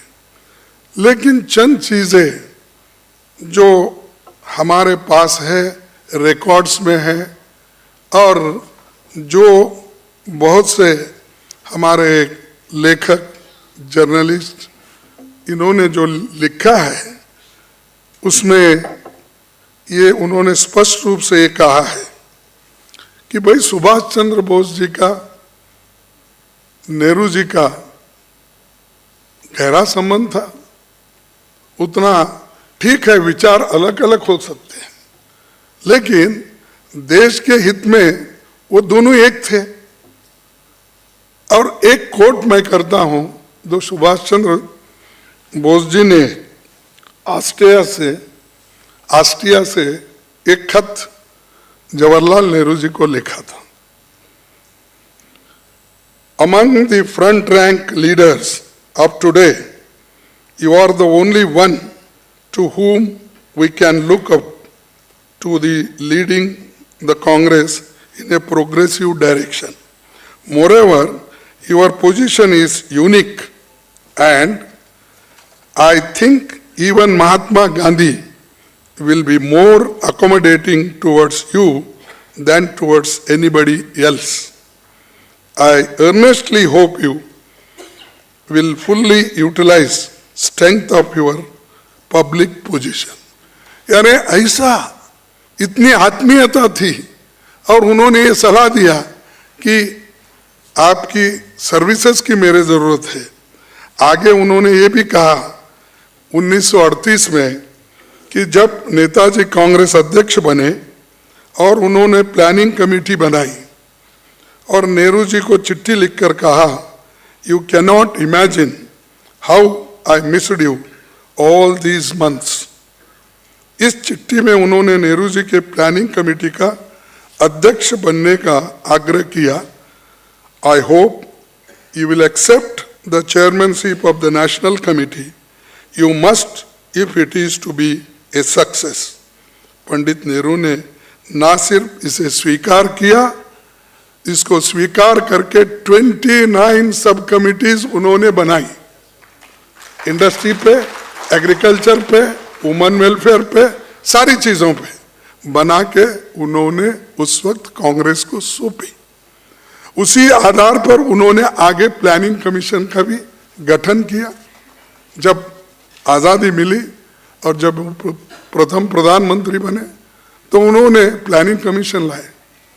अब उस प्लानिंग कमीशन का नाम भी बदल दिया, अब नीति आयोग। अरे जिसमें नीति ही नहीं है वो क्या आयोग? तो ये इनका सिर्फ नाम बदलो, काम नहीं। अरे काम करके उसका नाम बदलो, ठीक है। क्योंकि मुझे ये हंसने की बात नहीं है, ये रियलिटी है। मैं जब रेलवे मिनिस्टर था, कम समय था, तब मैंने क्या किया कि एक बार वाराणसी गया था, वहाँ पर एक इंजन फैक्ट्री है, तो उस इंजन फैक्ट्री देखने के लिए गया था। तो वहाँ पर एक कर्नाटक के स्वामी मिले, वो लिंगायत स्वामी वीरशैव के मठ है उनका। तो उन्होंने कहा कि खड़गे जी, आप तो ज़्यादा मठों में नहीं आते, लेकिन आपसे हम विनती करते हैं कि आप आइए। मैंने कहा कि इतने दूर से मैसूर का स्वामी है, अगर नहीं भी गया तो फिर गांव तमाम में कहेंगे कि मैंने उसको बुलाया, उन्होंने नहीं आया। तो मैंने स्वीकार किया, गए। तब उन्होंने कहा, मल्लिकार्जुन, हमारे मैसूर से काशी को एक ट्रेन नहीं है। तो मैं फौरन अपने लोगों को 8 दिन में बुलाकर मैं कहा कि जो भी लोग काशी जाना चाहते हैं तो उनको एक ट्रेन तैयार किया जाए और शुरू किया जाए। मैं उसको ग्रीन फ्लैग दिखाकर प्रारंभ कर दूं। तो उन्होंने मान लिया। हमारे ऑफिसर्स भी बहुत ठीक थे, अच्छे थे। तो मैंने ये कहा कि सिर्फ काशी को ही नहीं, वैष्णव देवी तक भी एक पहुंचाएंगे, क्योंकि आगे मनमोहन सिंह जी ने पैसे देकर जम्मू एंड कश्मीर में बहुत बड़ा टनल खुलवाकर वहाँ तक भी हमारी ट्रेन जाने के लिए उन्होंने एक रूपरेखा डाल के उसको कंप्लीट कर दिए थे। तो मैंने कहा कि भाई वाराणसी को एक दो और वैष्णो देवी को एक दो, और हमारे मध्य प्रदेश राजस्थान में हमारे जो अजमेर को एक दो। मैंने एक ही महीने में 3 ट्रेन छोड़ दी। और अब परसों 3 दिन पहले मोदी जी गए और वहां पर ऐलान किया उन्होंने कि मैं बेंगलुरु से वाराणसी को ट्रेन छोड़ रहा हूं। अरे मैं छोड़ के आया, अरे मेरे जमाने में शुरू हो गई। और वो हरी झंडा बताकर वो बोल रहे कि मैं किया। आप पूछ लीजिए किसी से भी, ये मेरा कहना नहीं है और ये मैं पॉलिटिकली नहीं कह रहा हूं। मैं करके लोगों को कहा, देखो मैं वाराणसी, हमारे वीरशैव लिंगायत बहुत जाते हैं वहाँ पर, और दूसरे भी लोग जाते हैं, क्योंकि काशी एक बार जाना, ऐसे हमारे पास बहुत कहावत है कि जिसके कण्ಣಿದ್ದವನು काशी ನೋಡಬೇಕು, ಕಾಲಿದ್ದವನು रामेश्वर ನೋಡಬೇಕು, ऐसा कुछ हमारे कहावत है कन्नड़ी में। जिसके आँख है वो काशी और जिसके पैर है वो रामेश्वर तक जाना, ऐसा एक वहाँ पर। मैं बोला कि भाई आपके काशी को भी दिया, आपके वैष्णव देवी को भी दिया और आपके अजमेर को भी दिया। सब लोग अपने अपने धर्मस्थल पे जाओ, माथा टेको और जो अपने को मन्नत मांगना है तो मांग लीजिए। तब अब लेकिन कल मैं पेपर में पढ़ के हैरान हो गया, मेरी इंजन किधर गायब हो गई, मेरा ट्रेन किधर गया। तो बड़ा मुझे अजीब लगा, लेकिन उसमें मोदी साहब बड़े होशियार हैं। उन्होंने ये बोला कि इसको हमने फास्ट ट्रेन किया है, बुलेट नहीं बोले वो, फास्ट ट्रेन, क्योंकि बुलेट ट्रेन अभी बनने में है। तो पहले तो बोले 2 साल में बनाएंगे, तो अभी बनने में है।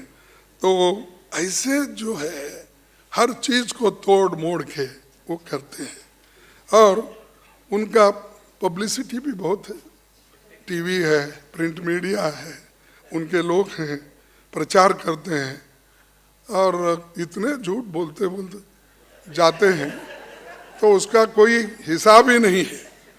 अब ये डेमोक्रेसी की बात करते हैं और ये कहते हैं कि फिर हमको 70 साल में, अरे भाई आज़ादी से पहले प्रोफेसर साहब 4 लाख किलोमीटर रोड था। अब 14 तक की बात करता हूं मैं, 2014 तक की, तो अब 54 लाख किलोमीटर रोड है। ये किसकी देन है फिर? तो वो ये सब भूल जाते हैं। वो जो पहले सिंगल लेन था डबल हो गया, बहुत से जो डबल था उसको 4 कर दिए, 4 लाइन कर दिए। ये हमारा है। अरे बुनियादी तो हमारा है, लैंड हमारा है, रोड सिंगल रोड थी डबल बनाए, डबल को 4 लेन बनाए, ठीक है, इम्प्रूव करना चाहिए, लेकिन कम से कम ये तो बताइए भाई ये डबल लाइन थी, हम 4 बनाए, उसको 4 लाइन बनाए, तो वो कोई बात बनती है। लेकिन हमेशा इस तरफ उनका ध्यान नहीं देता। हमको झगड़े लगाने में रहते। वल्लभ भाई पटेल जी का तो नाम लेके सदन में भी बहुत बोलते थे। अब भाई वल्लभ भाई पटेल तो कांग्रेस के थे, कांग्रेस के है, विचारधारा उनकी है, उसी विचारधारा पे चलते हैं। अगर आप वल्लभ भाई पटेल जी को अपना मानते हो, उनके उसूलों को भी अपना मानो।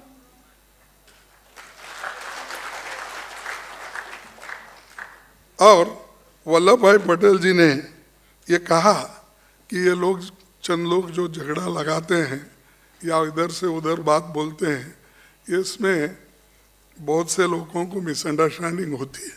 तो इसलिए उन्होंने ये कहा था 14 अक्टूबर 1949 को सरदार पटेल जी ने नेहरू जी के जन्मदिन पर लिखे बधाई पत्र में कहा था, उसमें होगा शायद, कुछ स्वार्थ प्रेरित लोगों ने हमारे विषय में भ्रांतियां फैलाने की कोशिश की है और कुछ भोले व्यक्ति उन पर विश्वास भी कर लेते हैं, लेकिन वास्तव में हम लोग आजीवन सहकारियों और बंधुओं की भांति साथ साथ काम करते रहे हैं। अवसर की मांग है, मांग के अनुसार हमने परस्पर एक दूसरे के दृष्टिकोण के अनुसार अपने को बदला है और एक दूसरे के मतामत, डिफरेंस ऑफ ओपिनियन का हमेशा सम्मान किया है, जैसा कि गहरा विश्वास होने पर ही किया जा सकता है। ये है सरदार वल्लभ भाई पटेल के शब्द। अब बताइए, ये लोग बोलते हैं सरदार वल्लभ भाई पटेल को कांग्रेस ने निगलेक्ट किया, नेहरू जी ने वैसा किया, फलाने ने निगलेक्ट किया। तो ये हमको बताना है, इसीलिए तो प्रोफेसर साहब ने कहा विचार, आचार और प्रचार, ये तीनों रहना चाहिए।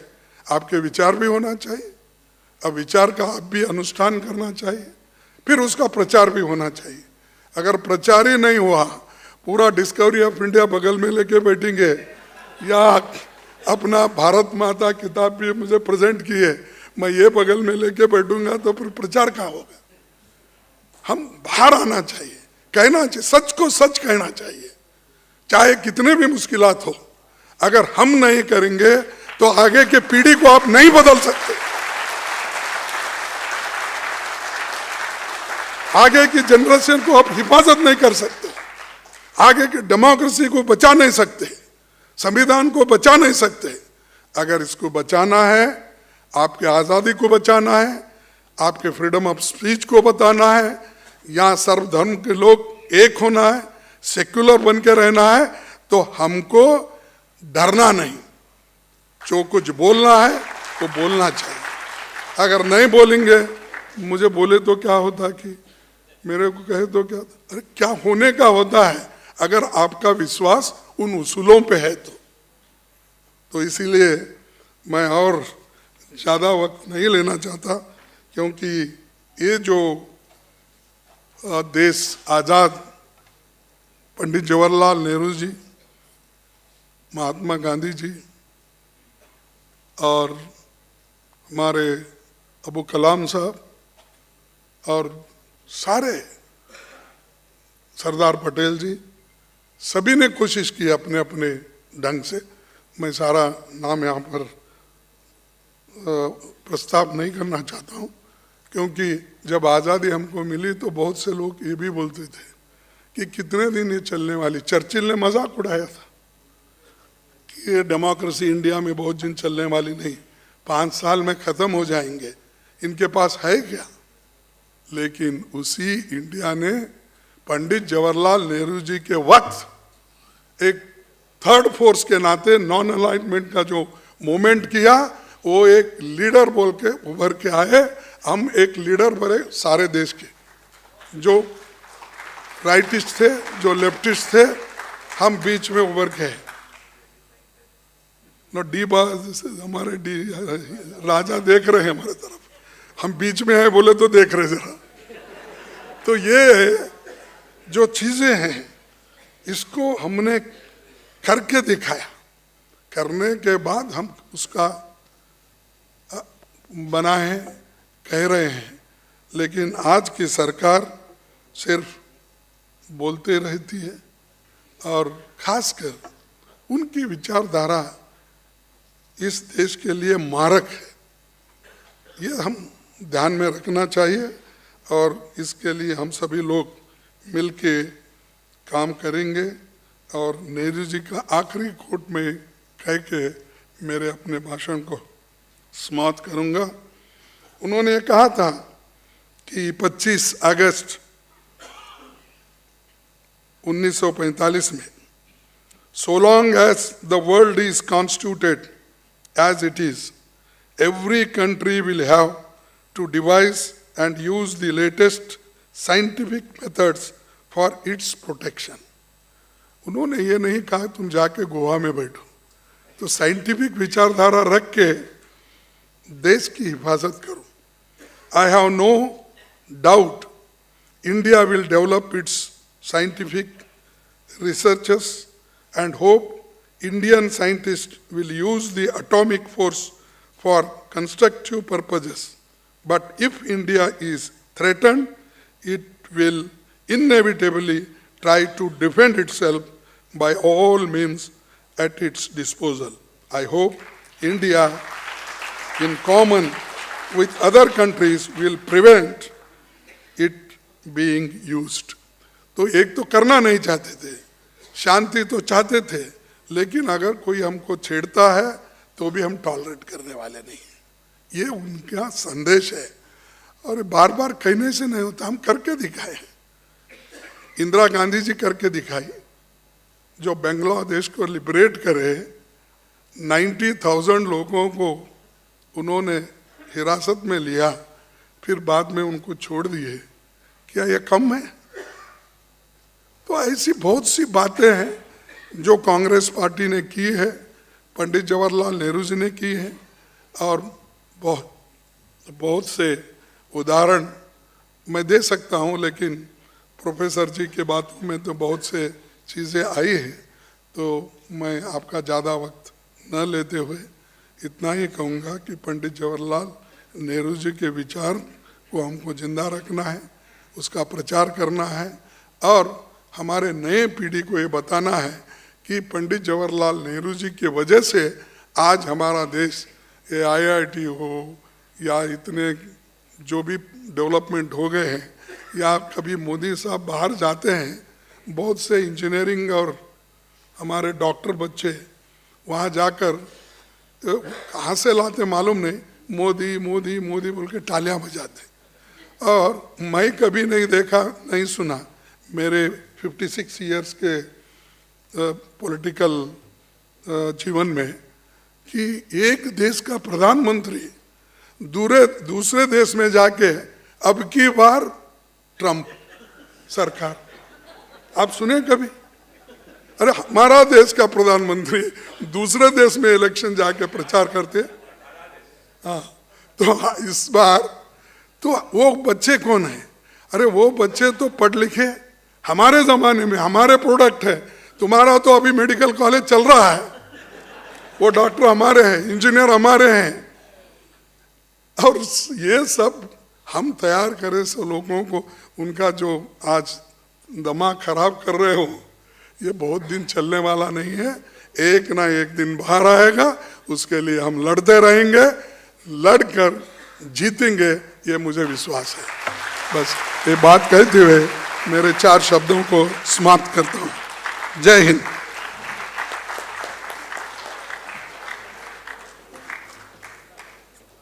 Thank you, Honorable CP, for your very much encouraging words. Now I am requesting, our function is going to be an end, requesting Congress President to present a memento to Purushottam Agarwal ji.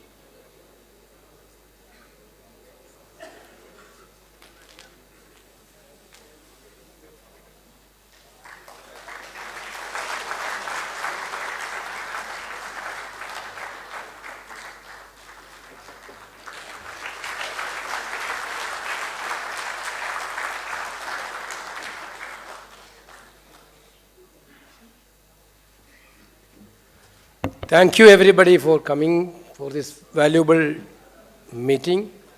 Once again, I am sincerely on behalf of All India Congress Committee, sincerely thanking each one of you, including our senior colleagues from other parties, Member of Parliaments, Congress Working Committee members, all other eminent personalities. Thank you. Jai Hind.